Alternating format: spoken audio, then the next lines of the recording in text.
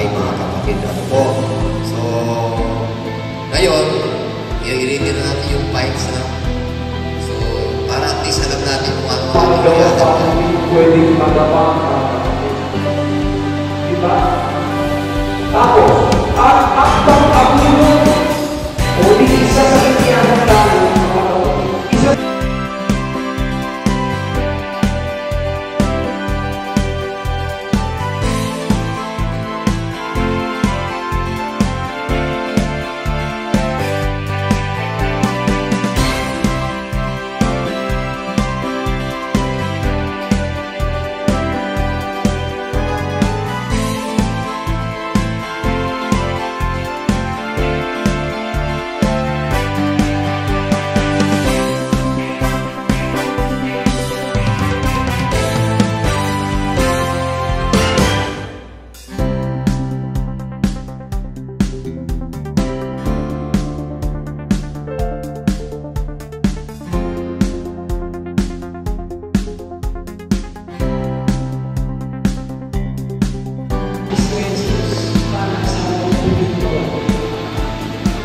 na mga inihanda ng Diyos ng una upang siya namin labaran. Sige nga po, pakita nga po natin kung anong tamang sagot.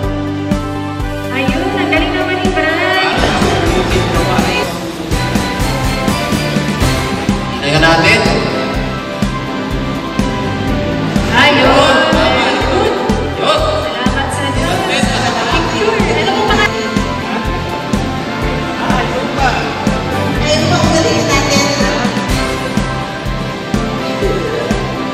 O, sino ano?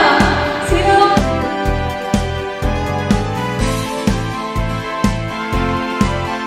Alam sa makinig tayo, ayaw po masunod ng iglesia, di ba po tayo ng Diyos?